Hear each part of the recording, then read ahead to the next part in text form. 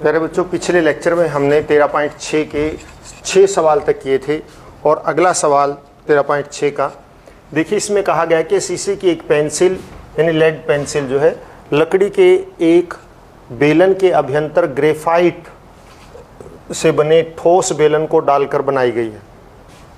ये लाल वाला बाहर लकड़ी का है और अंदर नीला मतलब ग्रेफाइट।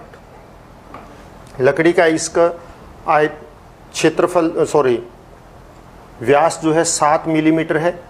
कहने का मतलब 7/10 सेंटीमीटर। और जो बीच में ग्रेफाइट है नीला रंग का जो दिखा रखा है, इसका व्यास जो है वो 1 मिलीमीटर है और पेंसिल की लंबाई 14 सेंटीमीटर है।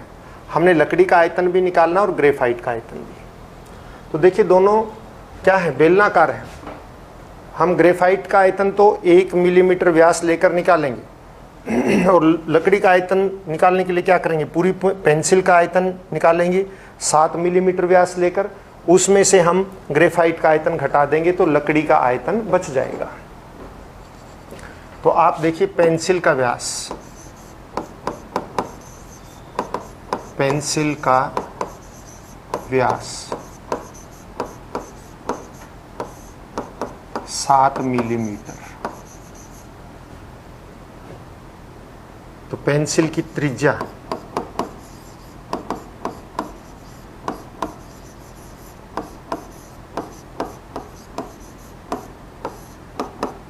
सात बटे 2 मिलीमीटर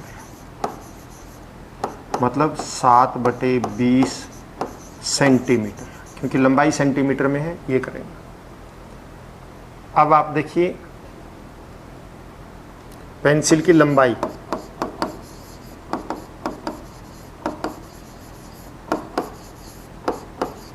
14 सेंटीमीटर। पेंसिल की लंबाई हमारे पास आ गई, पेंसिल का व्यास हमारे पास आ गया। तो इसलिए हम पेंसिल का आयतन निकाल लेते हैं।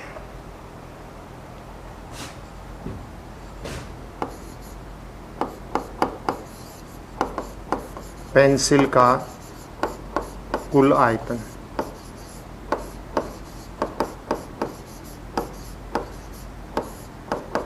पाई r² h।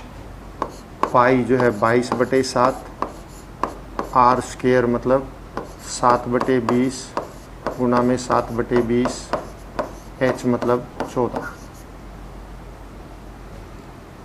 7 दूनी 14, 2 से कट गया 10 और फिर 2 से कटा 5 और 2 से ये 11 मतलब 11 गुना में 49/100। और हम इसको करेंगे 11 99 9 11 44 और 9 53 539/100 यानी ये 5.39 घन सेंटीमीटर। ये पूरी पेंसिल का व्यास आ गया है। अब हम क्या करते हैं, इसमें ग्रेफाइट का व्यास निकालते हैं। तो आप देखिए ग्रेफाइट का जो लेड है उसका व्यास 1 मिलीमीटर है। ग्रेफाइट का व्यास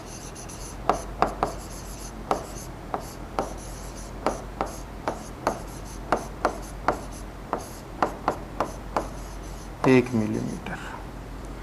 ये ग्रेफाइट का व्यास आ गया 1 मिलीमीटर दे रखा है इसमें। तो त्रिज्या, ग्रेफाइट की त्रिज्या कितनी हो जाएगी, 1/2 मिलीमीटर यानी 1/20 सेंटीमीटर। ये ग्रेफाइट की त्रिज्या।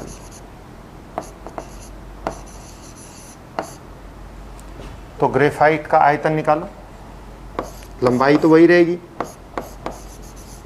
ग्रेफाइट का आयतन बेलनाकार है तो पाई r² h। और यहाँ पर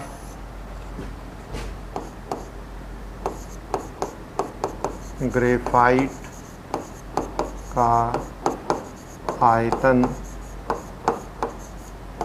बराबर है पाई की जगह 22/7 आर स्क्वायर 1/20 गुणा में 1/20 h गुणा में 14।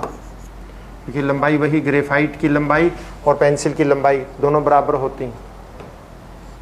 7 दूनी 14, 2 से कटेगा 10 आ जाएगा, फिर 2 से कटेगा 10 और 2 से कटेगा 11, यह आ गया 11/100 यानी 0.11 घन सेंटीमीटर। तो ग्रेफाइट का आयतन आ गया हमारा। लकड़ी का आयतन अब कैसे निकलेगा, इसलिए लकड़ी का आयतन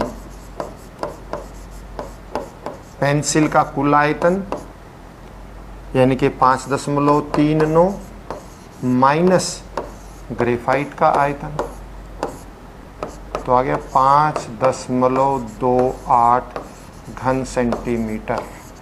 तो लकड़ी का आयतन और 0.11 घन सेंटीमीटर ग्रेफाइट का आयतन, दोनों का आयतन निकल गया।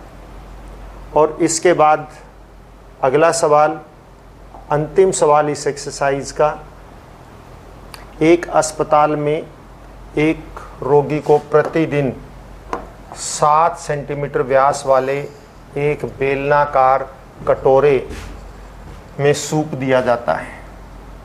कटोरा ऐसे बेलनाकार है और इसकी व्यास जो है वो 7 सेंटीमीटर है, 7 सेंटीमीटर व्यास, 7 सेंटीमीटर। और इसमें जो सूप भरा होता है, ये सूप की ऊंचाई ले लेते हैं हम 4 सेंटीमीटर। तो अस्पताल में 250 रोगियों के लिए प्रतिदिन कितना सूप तैयार किया जाता है। तो ये सूप की ऊंचाई ले रखिए, ना कि पूरे बर्तन की। तो आप देखिए व्यास कितना है, 7 सेंटीमीटर, इसलिए त्रिज्या कितनी होगी, 7/2 सेंटीमीटर।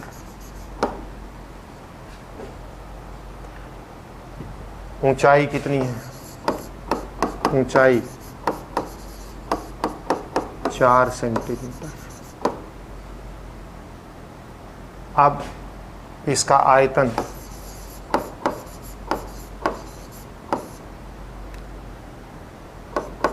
पाई r square h, pi 22/7, r square 7/2 गुना में 7/2 गुना में 4, 2 से 2 कट गया, 2 कट गया, 7 से 7 कट गया, 22×154 घन सेंटीमीटर एक कटोरे में सूप।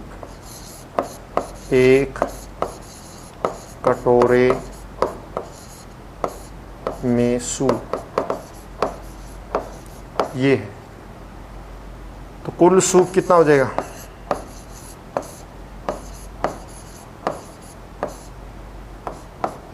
एक 154 गुणा में 250, इतना हो गया। तो आप 154 को 250 से गुणा कर देंगे तो ये आ जाएगा 38,500 घन सेंटीमीटर। और आप इसको किस में बदल सकते हैं, लीटर में बदल सकते हैं। तो 38,000 सूप का आयतन कितना हो जाएगा, सूप का कुल आयतन यानी कुल सूप कितना हुआ, 38,500 बटे 1000 कर देंगे तो 38.5 लीटर इतना सूप तैयार होता है उन सभी रोगियों के लिए। और आज के लिए बेटा इतना ही काफ़ी। घर पर रहें, स्वस्थ रहें और अपना काम हर रोज़ करते रहें। धन्यवाद।